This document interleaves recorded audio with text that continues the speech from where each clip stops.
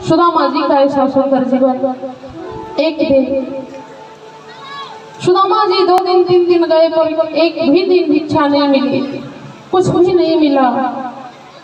सुदामा जी के घर में कुछ भी नहीं खाने पीने की। सुदामा जी की धर्मपत्नी सुशीला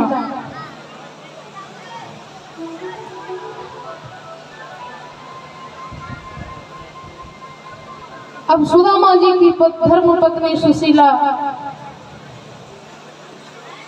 सुंदर विचार,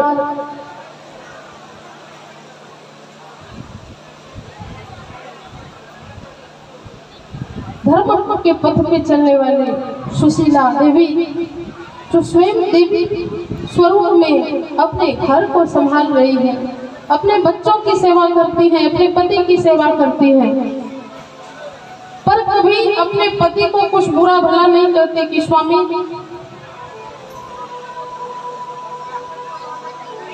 घर में इतनी गरीबी है, इतना ये कुछ है, आप ये काम क्यों नहीं कर लेते हैं। सुशीला एक भी दिन कुछ नहीं करती, अपने पति की सेवा में वह अपने जीवन को धन्य समझती थी कि मेरा जीवन अगर मिला है तो हम अपने पति की सेवा करेंगे, इसी में हम अपने आप के अपना सुख को ढूंढेंगे। पति से बढ़ के स्त्री के लिए संसार में क्या है। जो भी भगवान ने हमें प्रसाद समझ के दिया हम उसी को स्वीकार करेंगे, चाहे मेरे जीवन में कितना गरीबी आ जाए।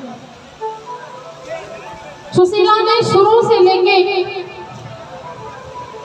आज तक तो उन्होंने अनेकों कष्टों का, अनेकों दुखों का सामना किया, पर आज सुशीला को दुख नहीं सहा जाता।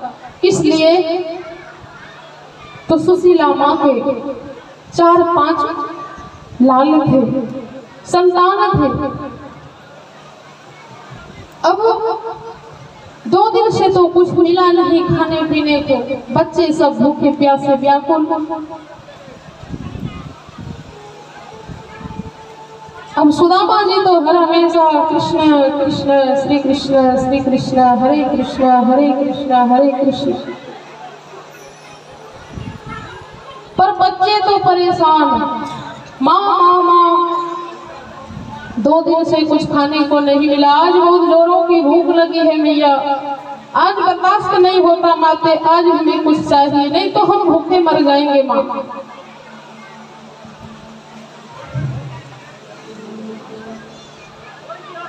आज सुशीला को वो दुख सहन नहीं है अपने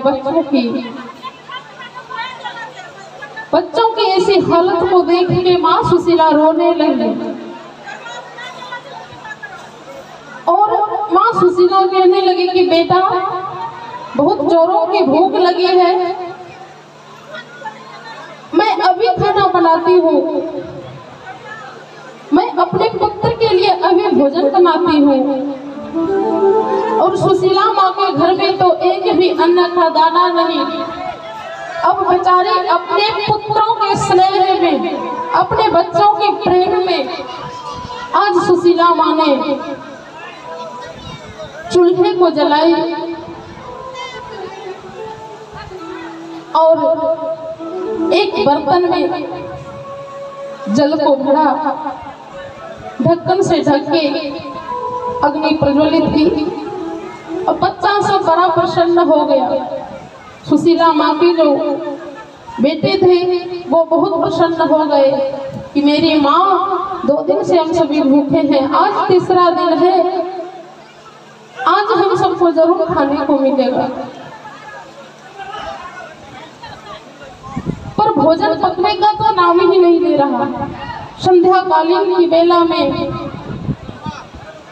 4 बजे ही चूल्हा जलाया गया है, पर बज गए संध्या कालीन 6 बज रहे हैं, पर भोजन नहीं पका। अब बालक सब कहने लगे कि माँ माँ भोजन में कितनी देरी है, बहुत जोर की भूख लगी है, लाला लाला ये पानी नमक पी के थोड़ा अपनी भूख को शांत कर, चावल बड़ा ये मजबूत है, ये चावल जल्दी पक नहीं रहा, पक जाए बेटा तो जरूर मैं भोजन कराऊंगी। कान्हा जी की कृपा से सब कुछ अच्छा होगा बेटा, भोजन पक जाए, थोड़ा इंतजार करो। पर उस बर्तन में कुछ रहे तब तो पके, कुछ तो था ही नहीं जो भोजन पका।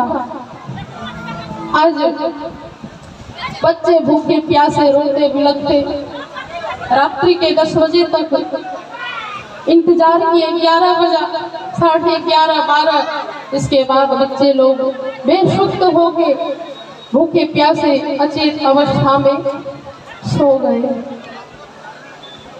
अब सुशीला माँ को अपने बच्चों की ऐसी दशा, ऐसी स्थिति को सह नहीं पाई। अपने बच्चों की बिलखती हुई दशा को देख के माँ सुशीला रो पड़ी, फूट फूट के रो रही है। क्या प्रभु, ये कैसी आपकी माया है, कैसी लीला है। हमारे स्वामी जब से हमें ब्याह करके यहाँ लाए हैं तब से हम देख रहे हैं कि हमारे स्वामी के मुख पे केवल श्री कृष्ण श्री कृष्ण श्री कृष्ण नाम के अलावा कुछ और है ही नहीं। पर क्या प्रभु, आपके नाम लेने से इतना संकट, इतना कष्ट उठाना पड़ता है? क्या यही आपकी भक्ति है? ये कैसी परीक्षा है प्रभु? लोग महीने में 2 एकादशी करते हैं प्रभु, पर ये मेरे यहाँ ये कैसी दशा आन पड़ी कि आज तीसरा दिन है लगातार मेरे बच्चे भूखे प्यासे सो रहे हैं। तभी सुदामा जी 12:30 बजे के अर्धरात्रि में श्री कृष्ण श्री कृष्ण श्री कृष्ण, ना तो उसे अपने बच्चों की फिक्र, ना अपनी पत्नी की, केवल श्री कृष्ण, केवल श्री कृष्ण। सुशीला ने जाके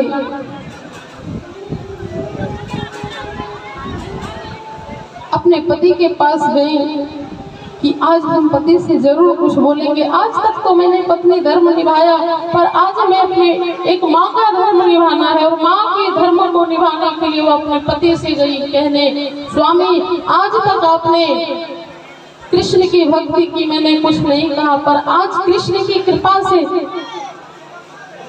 मेरे बच्चे की कैसी हालत, कैसी स्थिति हो रही है। भूखे प्यासे मेरे बच्चे बिलख रहे हैं और इसी तरह अगर चलता रहा ना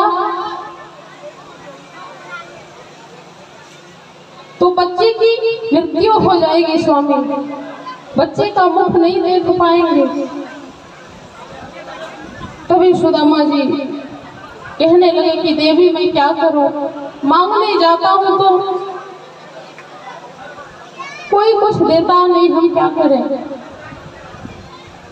धर्मपत्नी सुशीला कहने लगी कि स्वामी आप दुनिया वाले के सामने क्यों मांगते हैं, मांगना ही है, जाना ही है, तो क्यों नहीं आप द्वारकाधीश भगवान के यहाँ जाते हैं।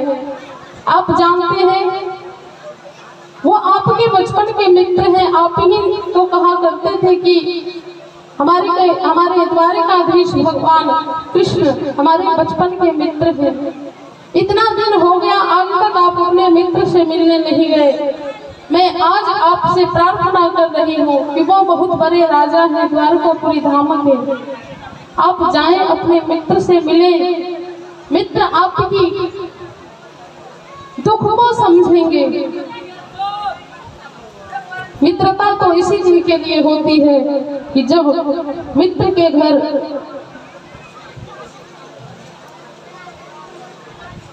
कुछ विपरीत परिस्थिति आ जाए तो मित्र संभालता है। आज सुदामा जी कहने लगा कि देवी देवी सो बात तो ठीक है, मैं अपने मित्र के घर जाऊं, पर पता है मेरे मित्र द्वारकाधीश के राजा हैं, महाराजा हैं, उनके बहुत सारे नौकर चाकर सेवक लगे हुए हैं और अपनी दशा देखी हो, अरे तन पे एक वस्त्र तक नहीं ढंग का, धोती फटी पुरानी,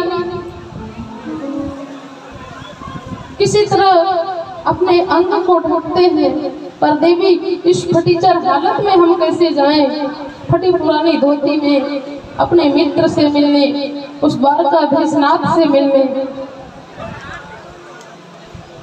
सुशीला कहने लगी कि स्वामी स्वामी इसमें चिंता करने की बात नहीं है, मैं आपके धोती को मैं सिल दूंगी, जो भी फटा हुआ है उसको मैं